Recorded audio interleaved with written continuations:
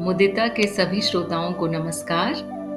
सत्यम शिवम सुंदरम परब्रह्म की एक परिभाषा ये भी है और इसी से जुड़ा है चित्त का एक नियम जिस पर आज हम बात करने वाले हैं, सुंदरता या पूर्णता का नियम।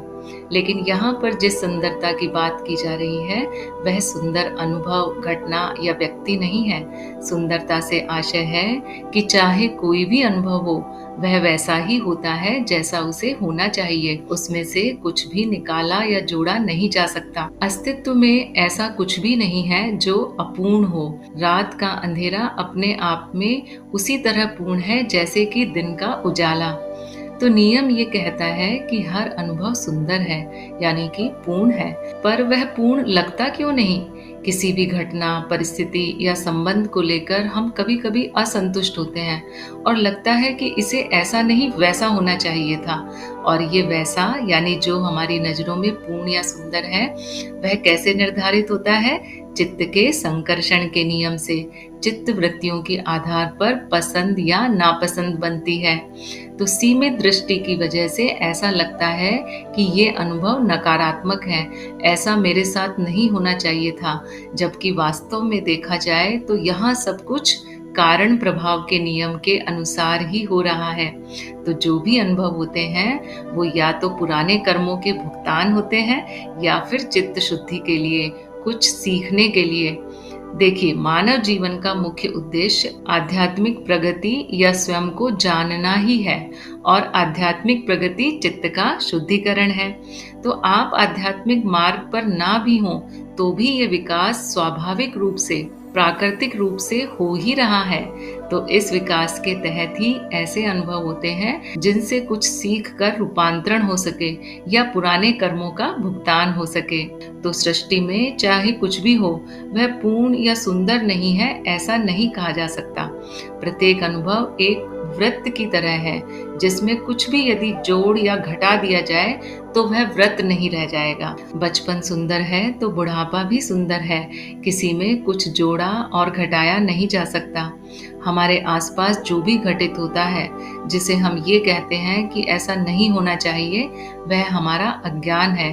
क्योंकि यदि कुछ वैसा है जो होना चाहिए या नहीं होना चाहिए तो वह पूर्ण और सुंदर नहीं होगा। जैसे कि परिजनों की मृत्यु हमें सुंदर नहीं लगती, वहीं पर घर में कोई नया जन्म हमें सुंदर लगता है। लेकिन जरा सोचिए, अगर सिर्फ जन्म ही जन्म हो, मृत्यु ना हो, या सिर्फ मृत्यु ही मृत्यु हो, जन्म ना हो, तो कैसा होगा? तो जन्म और मृत्यु दोनों ही सुंदर हैं, क्योंकि इसी से पूर्णता है। जैसा कि उपनिषद में कहा गया है, ओम पूर्णमदः पूर्णमिदं पूर्णात् पूर्णम उदच्यते पूर्णस्य पूर्णमादाय पूर्णम एव अवशिष्यते।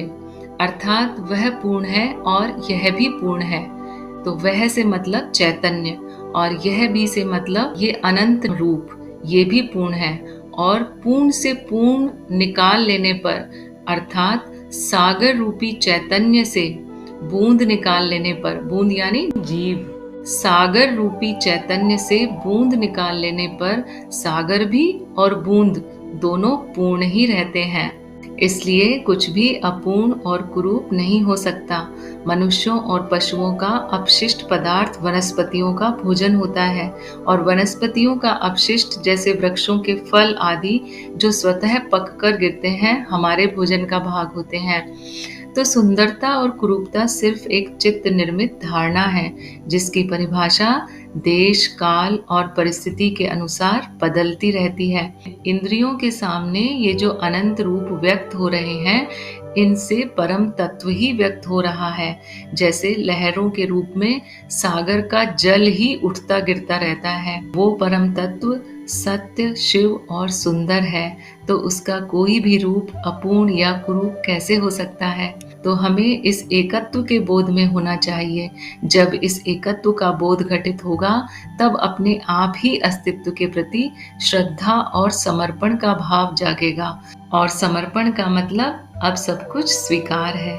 समर्पण के द्वारा ही स्वयं के सत्य स्वरूप में स्थित हुआ जा सकता है, जहाँ कुछ भी जानने या पाने के लिए शेष नहीं रह जाता।